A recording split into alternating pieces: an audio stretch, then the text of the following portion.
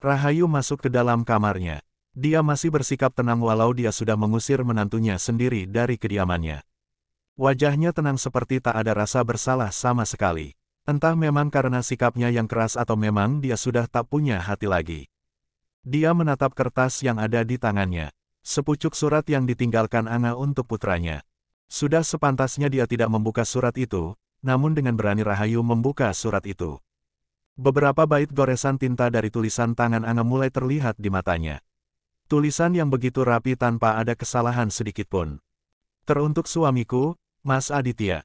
Maafkan Anga yang tidak bisa menunggu Mas Adit sampai pulang hingga harus meninggalkan surat ini. Anga minta maaf karena pergi tanpa pamit sama Mas Adit. Melalui surat ini, Anga mau mengucapkan terima kasih yang sebesar-besarnya sama Mas Adit karena sudah mau menuruti permintaan Kak Angga untuk menikahi Anga. Terima kasih juga karena Mas Adit sudah mau menerima Anga, menjaga, menyayangi dan melindungi Anga selama 4 bulan ini. Anga beruntung sekali karena bisa menjadi istri Mas Adit. Pria yang baik hati, bertanggung jawab dan penuh kasih sayang. Tapi sekarang, tanggung jawab Mas Adit untuk menjaga Anga telah usai. Sudah cukup Anga membebani Mas Adit selama ini. Sudah saatnya Mas Adit mengejar kebahagiaan Mas Adit sendiri. Menikah dengan wanita yang Mas Adit cintai. Atau mungkin menikah dengan Mbak Gendis, wanita yang dipilihkan ibu untuk menjadi pendamping Mas Adit. Anga berharap, Mas Adit bisa menjadi anak yang berbakti dengan menuruti keinginan ibu, karena seorang ibu pasti tahu yang terbaik untuk anaknya. Jangan sakiti hati ibu dengan menentangnya Mas, karena Mas Adit beruntung masih punya seorang ibu sampai sekarang.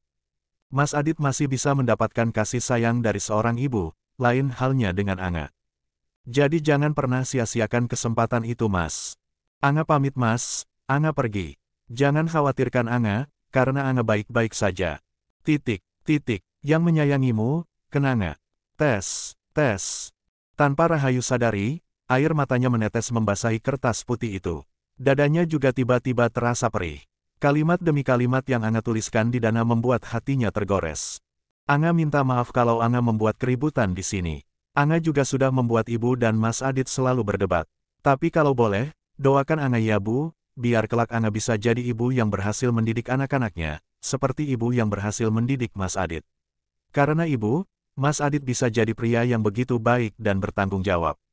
Rahayu mengingat ucapan Anga tadi yang berhasil menyentuh hatinya. Maafkan Ibu Anga, sesalnya kemudian. BRAKKK.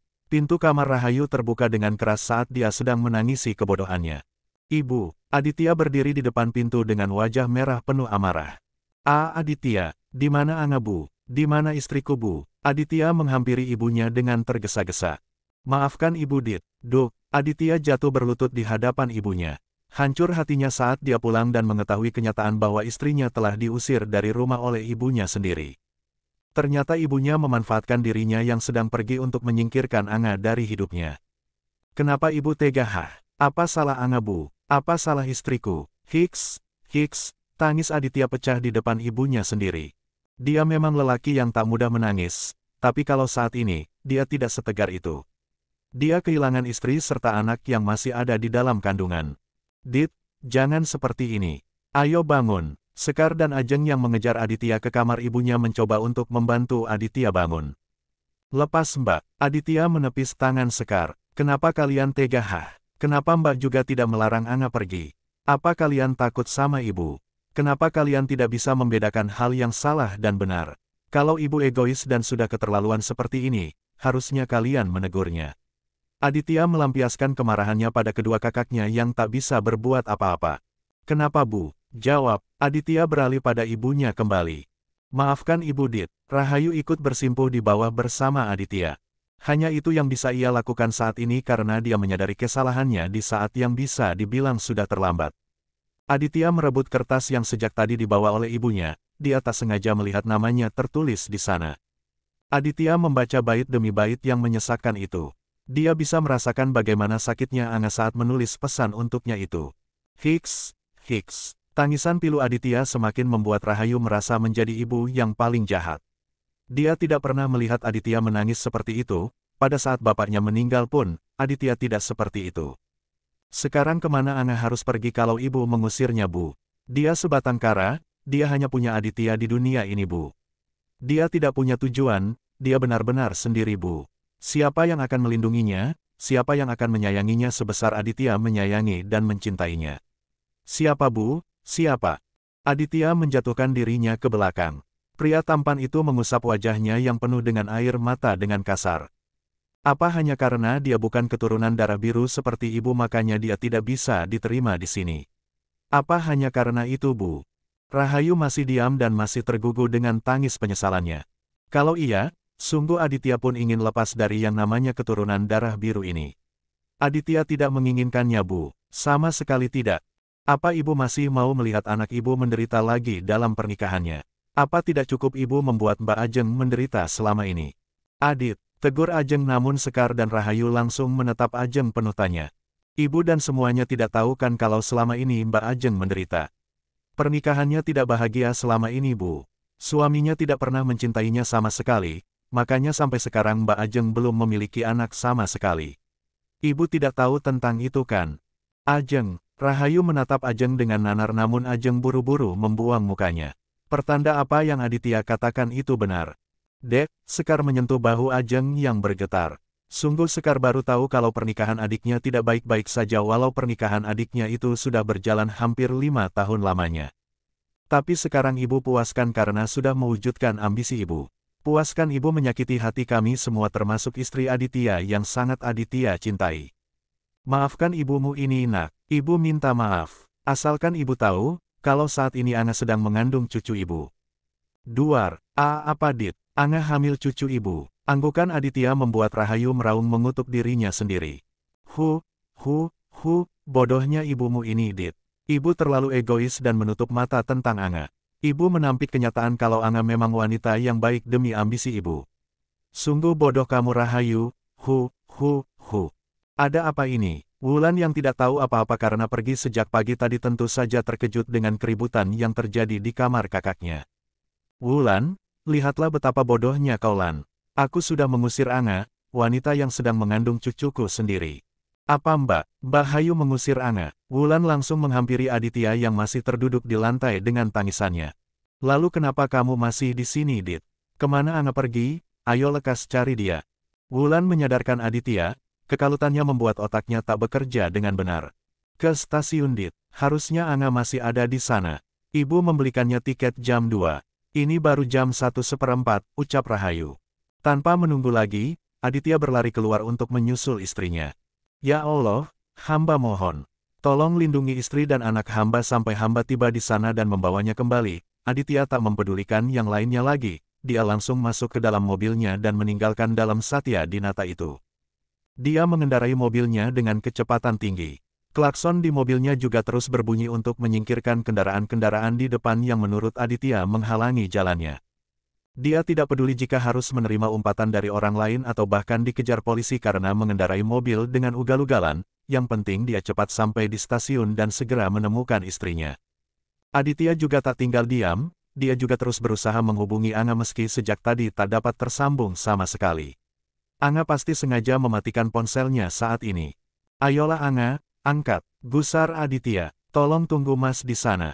Maafkan Mas karena tadi malah meninggalkan kamu di rumah. Harusnya Mas ajak kamu pergi.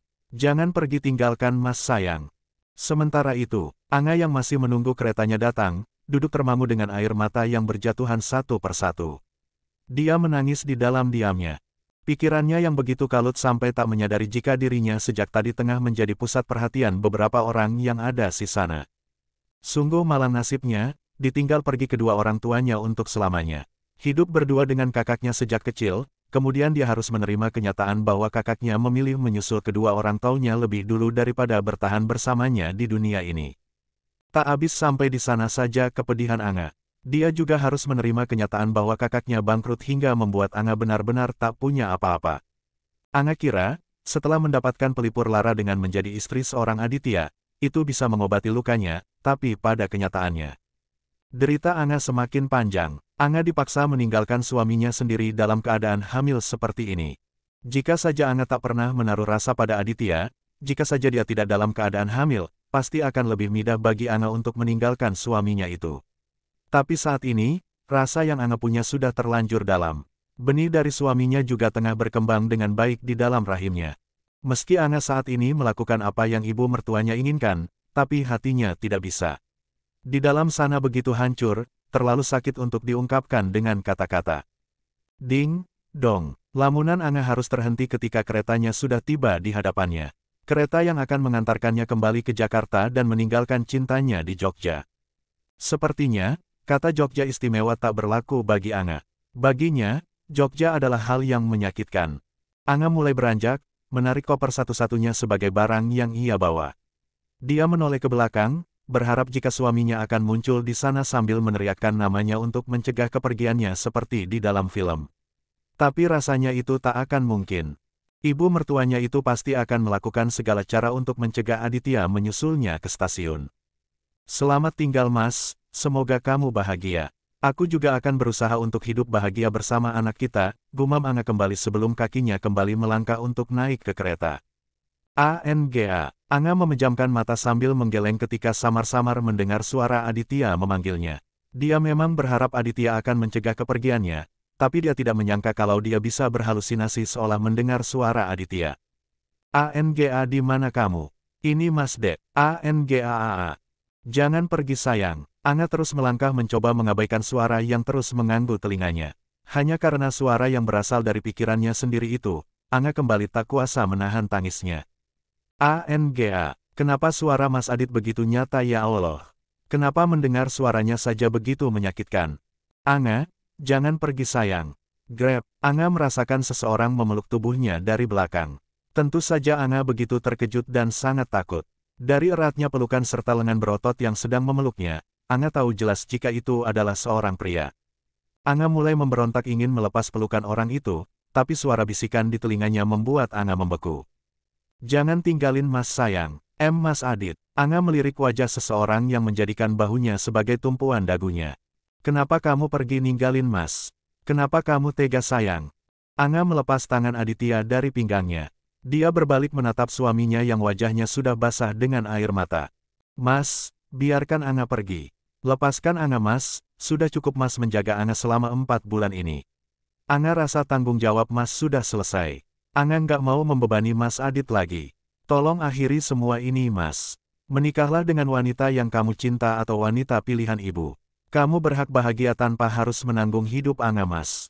Kenapa kamu selalu saja bilang kalau kamu ini hanya beban buat Mas? Apa kamu nggak pernah merasakan kalau Mas melakukan semua ini dengan tulus?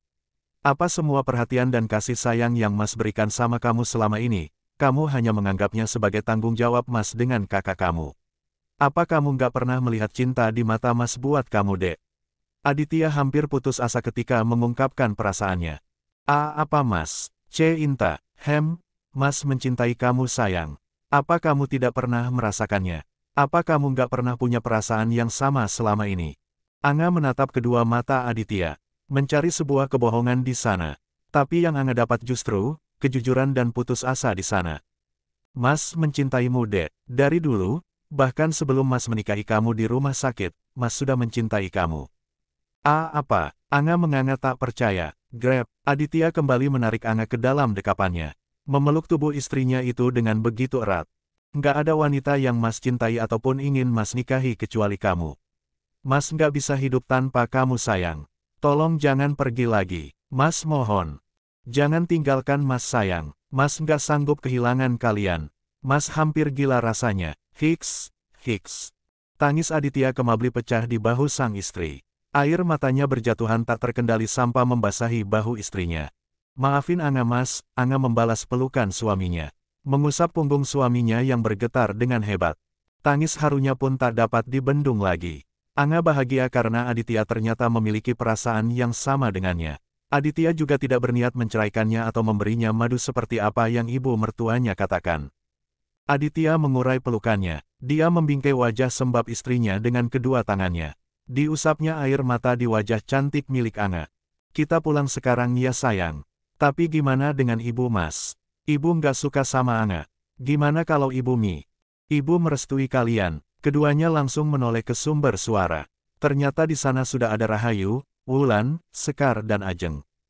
Ibu, wajah Anga berubah pucat, dia merasa takut melihat Rahayu saat ini. Maafkan ibu ya nak, ibu sadar kalau ibu salah. Ibu yang begitu egois sampai menutup mata kalau kami ini sebenarnya wanita yang baik. Tolong maafkan ibu sayang, pinta Rahayu dengan sesal dan tangisnya. Ibu, apa yang ibu lakukan? Ibu tidak perlu seperti ini. Anga sudah memaafkan ibu, Anga segera mencegah Rahayu yang ingin berlutut kepadanya. Benarkah nak, kamu mau memaafkan ibu? Iya bu. Rahayu begitu bahagia, dia langsung memeluk mantunya. Kali ini dia kembali dipukul kenyataan karena ternyata Aditya tidak salah memilih seorang istri. Maafkan ibu nak, jangan pergi, ayo kita pulang ke rumah, bisik Rahayu di telinga Anga. Nggih bu, jawab Anga menirukan Aditya dan yang lainnya. Rahayu tersenyum karena jawaban Anga itu. Tapi dia merasa bersalah karena Anga harus menjawabnya seperti itu, karena itu pasti karena kata-katanya yang pernah menyinggung Anga tentang adat dan tata krama waktu itu. Ya sudah ayo kita pulang sekarang. Ndak enak dilihat orang banyak, ucap Wulan. Iya ayo mulih, sahut Rahayu sambil menggandeng tangan menantunya. Au, Anga meringis memegang perutnya saat kakinya baru mulai melangkah. Sayang, kamu kenapa? Aditya terlihat begitu panik. Perut Anga sakit mas, Anga meremas perutnya yang terasa nyeri. Dit, itu dah garis bawah Rah. Ucap Ajeng terbata karena melihat cairan merah mengalir dari kaki Anga. Kita ke rumah sakit sekarang. Tanpa pikir panjang, Aditya menggendong istrinya pergi dari sana.